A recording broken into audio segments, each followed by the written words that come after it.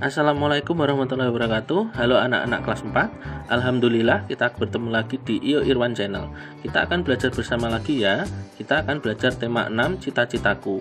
Subtema 1 aku dan cita-citaku. Kita akan mulai pembelajaran kedua. Anak-anak semuanya simak baik-baik video ini ya, supaya kalian memahami yang disampaikan Pak Irwan. Salam semangat dan sukses untuk kalian semuanya.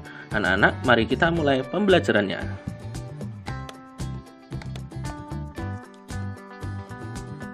Anak-anak, kita akan mulai pembelajaran kelas 4, tema 6, subtema 1, pembelajaran 2. Tema 6 ini adalah cita-citaku. Nah, anak-anak,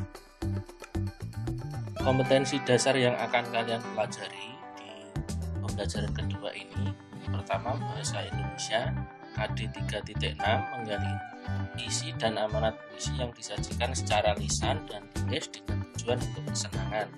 4.6 melisankan puisi hasil karya pribadi dengan lafal, intonasi, dan ekspresi yang tepat sebagai bentuk ungkapan diri. IPA 3.2 membandingkan siklus hidup beberapa jenis makhluk hidup serta mengaitkan dengan upaya pelestariannya. 4.2 membuat skema siklus hidup beberapa jenis makhluk hidup yang ada di lingkungan sekitarnya dan slogan upaya pelestariannya. SBDP 3.2 mengetahui tanda tempo dan tinggi rendah nada. 4.2 menyanyikan lagu dengan memperhatikan tempo dan tinggi rendah nada. Adapun tujuan pembelajarannya ada 4. Yang pertama, melalui kegiatan mengamati buah-buah lagu yang berbeda, siswa mampu mengidentifikasi tanda tempo dan tinggi rendah nada dengan benar. Kedua, melalui kegiatan mengamati buah-buah lagu yang berbeda, siswa mampu bernyanyi dengan tempo yang berbeda dengan tepat. Tiga, melalui kegiatan mengamati sebuah puisi, siswa mampu mengidentifikasi ciri-ciri puisi yang berkaitan dengan akhir baris pada bait dengan benar. 4. Melalui kegiatan mengamati daur hidup kupu-kupu dan belalang, siswa mampu membuat kesimpulan tentang daur hidup makhluk hidup yang berbeda dengan tepat. Nah, anak-anak, tahukah kamu bahwa setiap orang ingin memiliki pekerjaan ketika dewasa nanti? Keinginan itulah yang disebut cita-cita. Nah, kita harus rajin belajar agar dapat meraih cita-cita tersebut. Nah, di sini Siti memiliki harapan. Dia ingin menjadi seorang peneliti tumbuhan dan hewan. Siti suka sekali mempelajari pengetahuan tentang tumbuhan dan hewan. Banyak buku tentang hewan dan tumbuhan yang telah dibacanya. Pengetahuan itu digunakan Siti sebagai bekal untuk merawat hewan peliharaannya dan tumbuhan yang ditanamnya. Nah, tahukah kamu, Siti memelihara beberapa ekor kelinci di rumahnya. Kelinci-kelinci itu bermain bebas di belakang rumah Siti yang asri. Ada beberapa pohon tumbuh di halaman belakangnya. Pohon yang rindang menjadikan udara sejuk. Siti senang menghabiskan waktunya di sana untuk menyiram tanaman dan memberi makan kelincinya. Nah, anak-anak, silakan lihat gambar ini. Di sini ada beberapa jenis hewan. Hewan apa sajakah itu? Ya, ayam. Lalu, betul, ada kelinci. Lalu apa? Ada apa lagi? Iya, ada kupu-kupu. Nah, dari hewan ayam, kelinci, dan kupu-kupu, manakah yang merupakan hewan peliharaan? Iya, ayam dan kelinci. Jadi ayam dan kelinci dapat dipelihara dan diberi makan, dirawat. Nah, di sini tadi Siti memelihara kelinci. Ternyata dia juga memelihara ayam. Anak-anak, kita lanjutkan. Dari hewan-hewan yang ada di sekitar kita, beberapa orang memiliki ide untuk membuat lagu. Nah, ini contohnya ada lagu kupu-kupu kupu-kupu yang lucu. Nah, mari kita bernyanyi terlebih dahulu. Bagaimana bernyanyinya?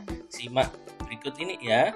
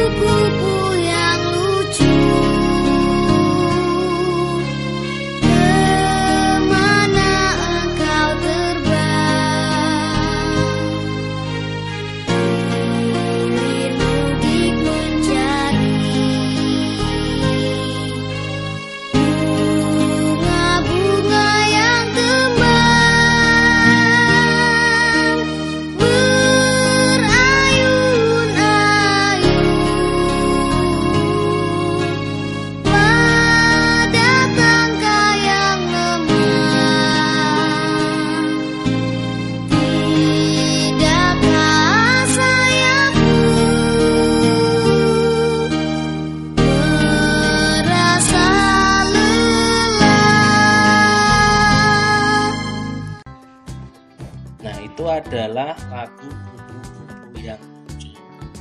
Bagaimana cara menyanyikannya anak-anak? Iya, dengan perlahan atau cukup lambat. Kemudian coba kalau lagu yang ini ada lagu Tik Tik Bunyi Hujan. Mari kita bernyanyi bersama.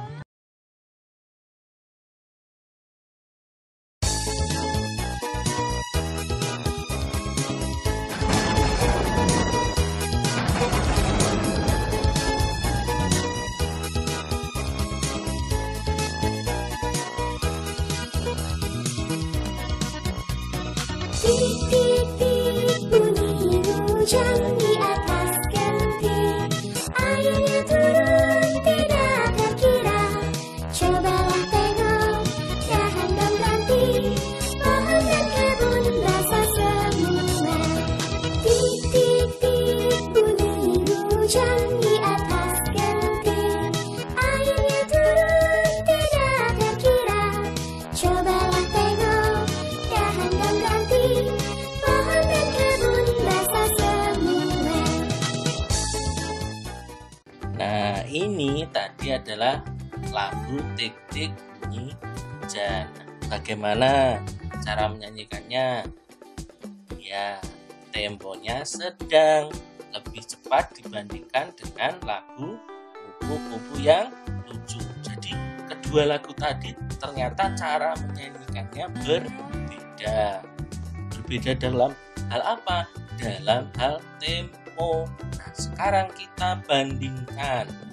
Nah, di sini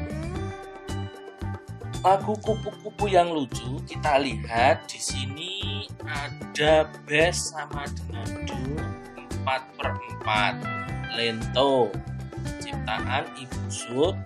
Nah, kemudian lagu Tik Tik Bunyi Hujan C sama dengan do.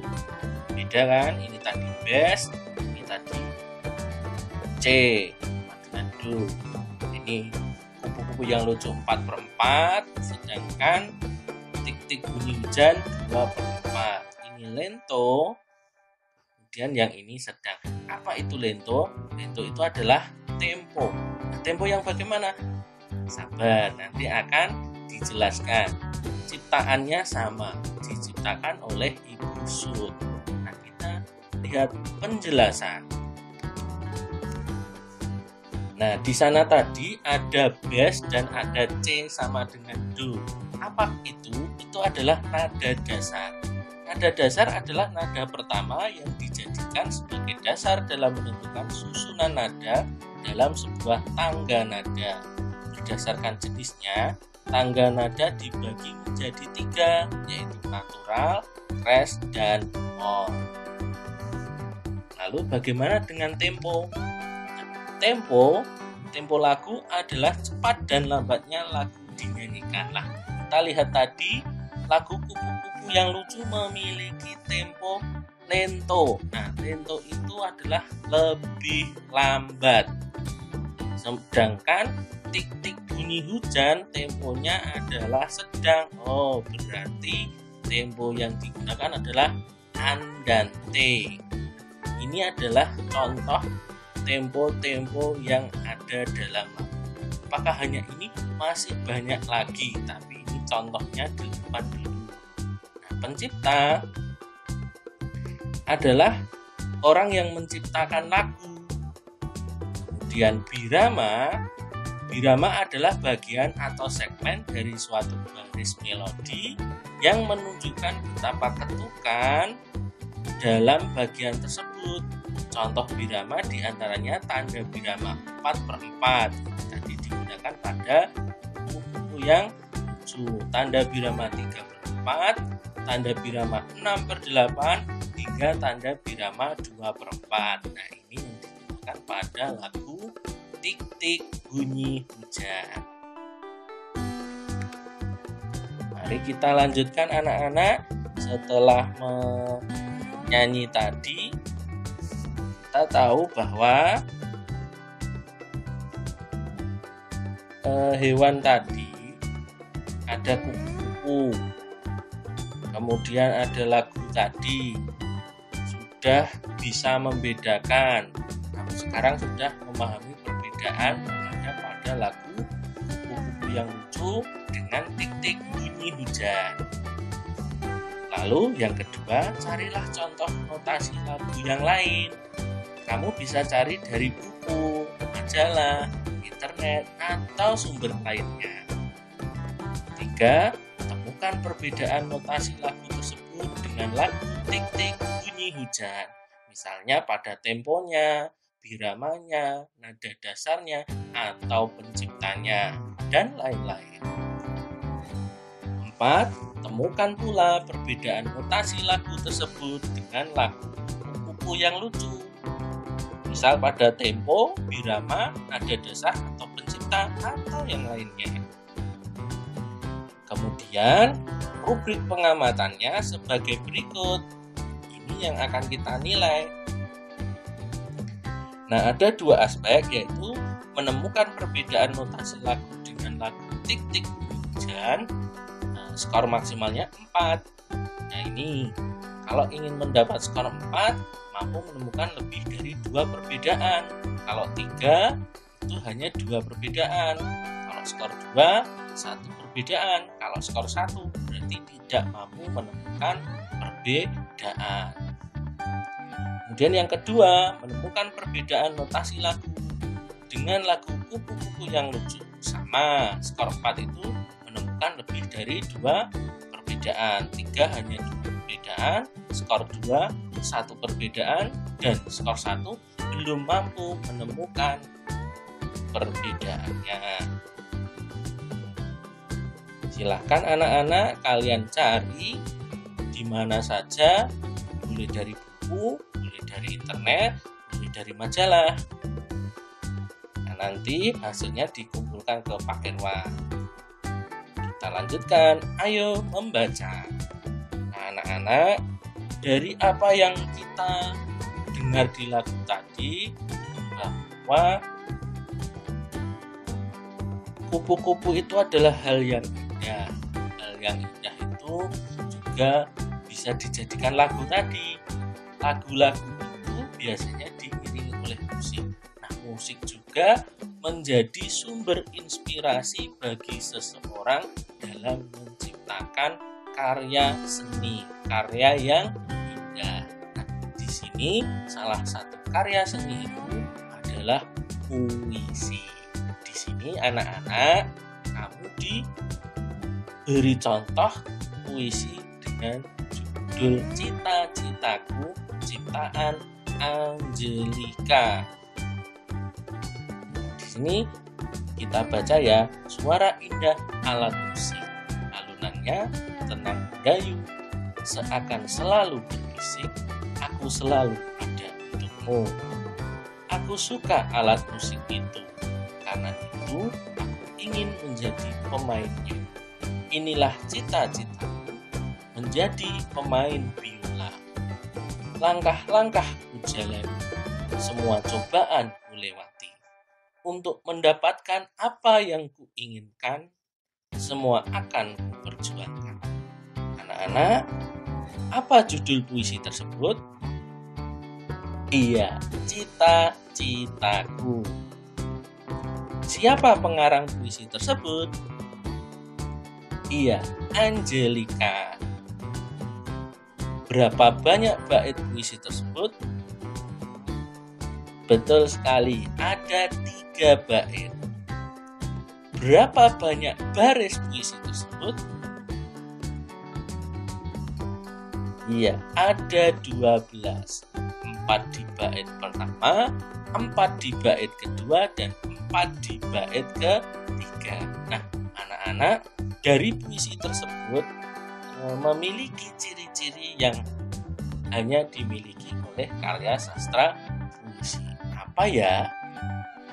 Nah, kita lihat di sini. Kita perhatikan bunyi vokal. Ingat, bunyi vokal itu adalah dari huruf A, I, U, E, atau O. Nah, kita bandingkan di bagian akhir, jadi di kata paling akhir. Musik itu bunyi vokal terakhirnya adalah I, mendayu itu U, berbisik itu I, untukmu itu U. Polanya I, U, I, U. Bait kedua, aku suka alat musik itu U. Pemainnya A, cita-citaku U, biola A. Polanya U, A, U, A. Lalu bait ketiga, ku jalani I, ku lewati I, ku inginkan A, ku perjuangkan A. Lalu apa kesimpulannya? Apa ayo? Kesimpulannya apa dari pola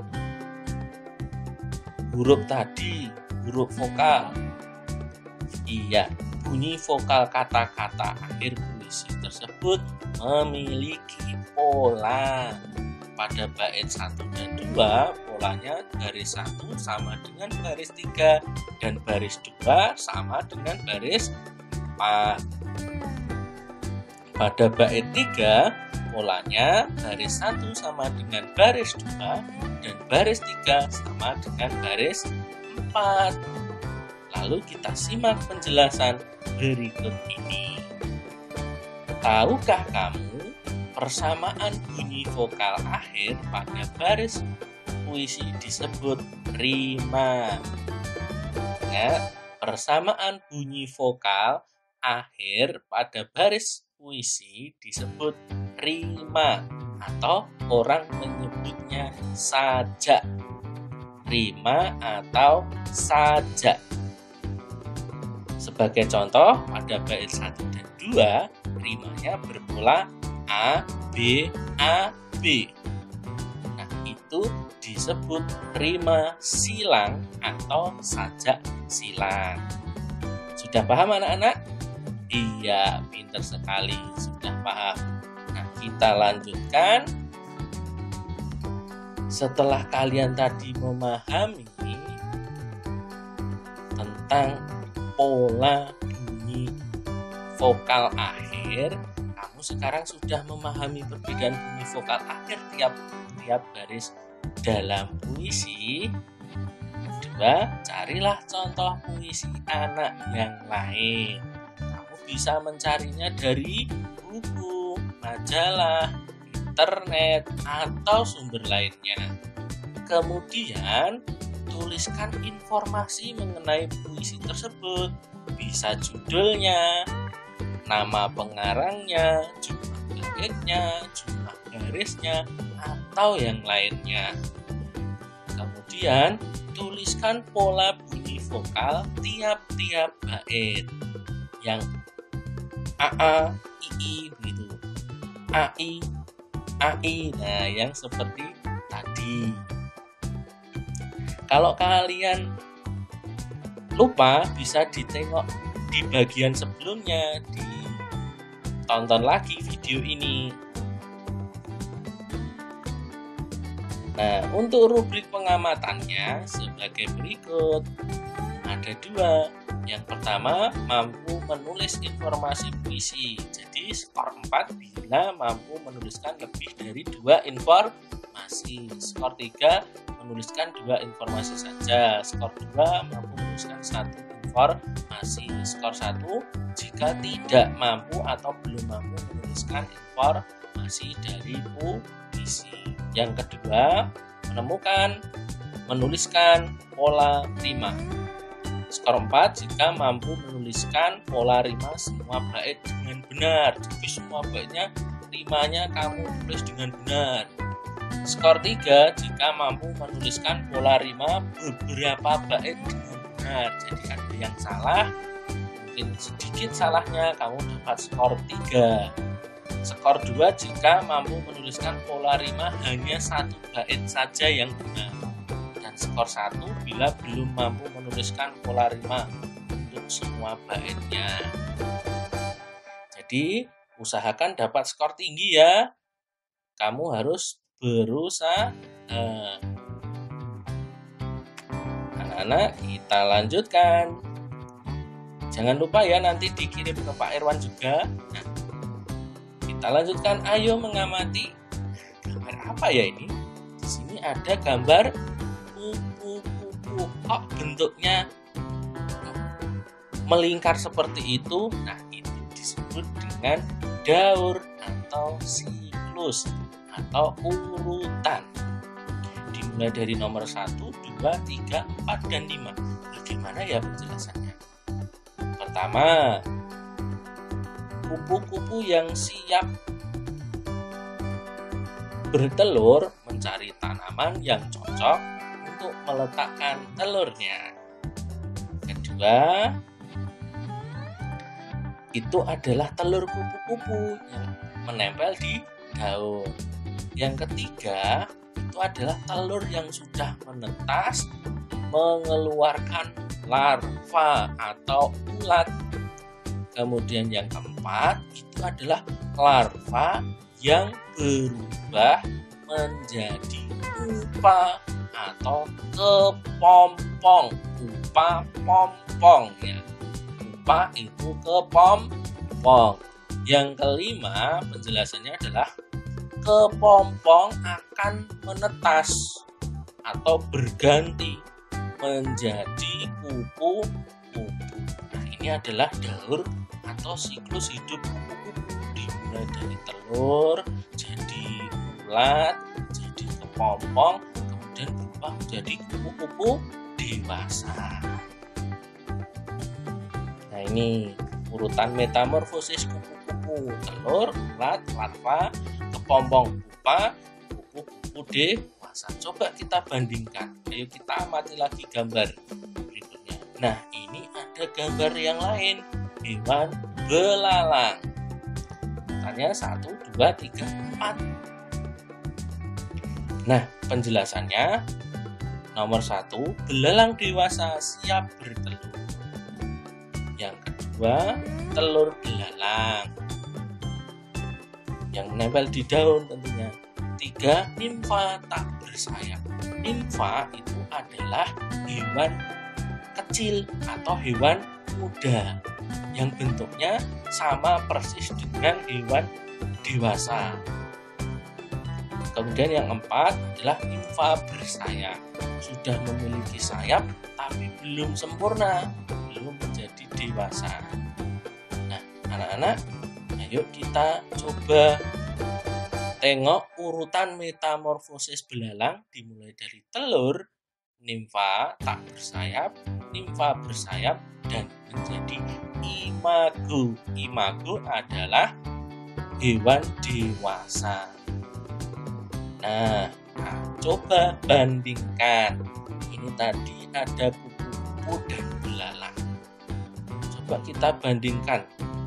Di sini tadi ada 5, di sini ada 4. Coba kita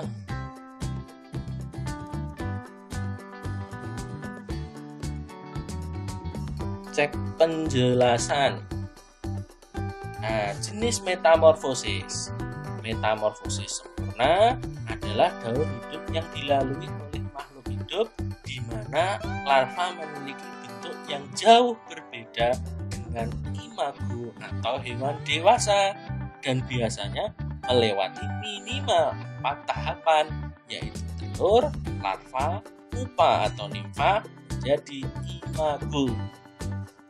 Sedangkan metamorfosis tidak sempurna adalah daur hidup yang dilewati oleh makhluk hidup di mana telur menetas menjadi nimfa yang memiliki bentuk mirip imagonya dan biasanya hanya melewati 3 tahapan, yaitu telur, nimfa, menjadi imago.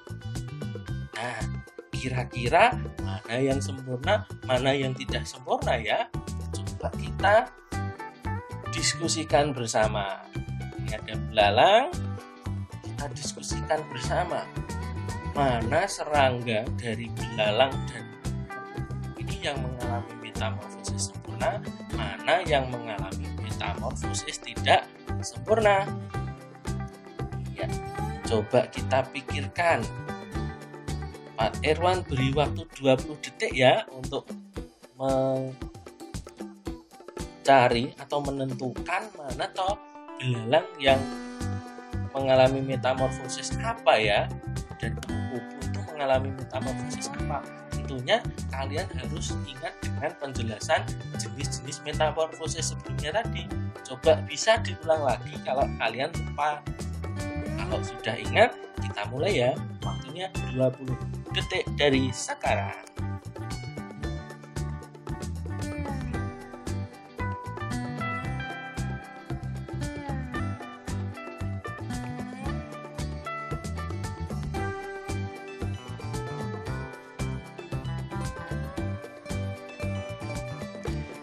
Waktunya selesai.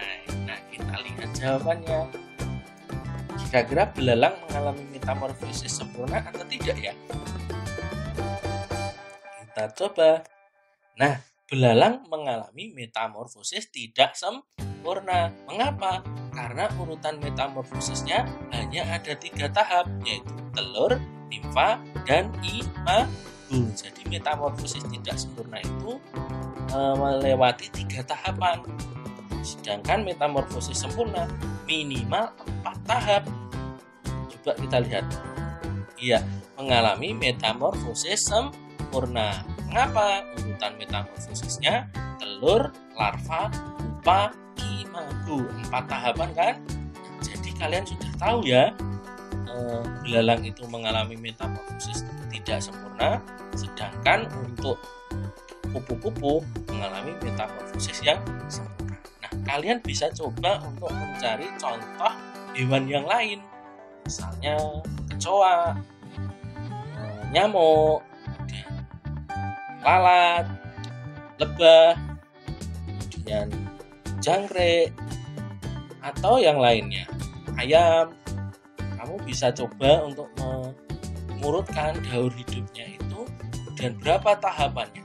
Jika tahapannya hanya ada 3, maka itu metamorfosis tidak sempurna, apalagi mengalami fase nimfa, di mana nimfa itu adalah hewan muda, hewan kecil yang bentuknya sama persis dengan hewan dewasa, hanya ukuran tubuhnya yang berbeda. Nah, anak-anak, apa yang sudah kita pelajari? Kita masuki refleksi pembelajaran hari ini. Tadi kita sudah mempelajari apa sih?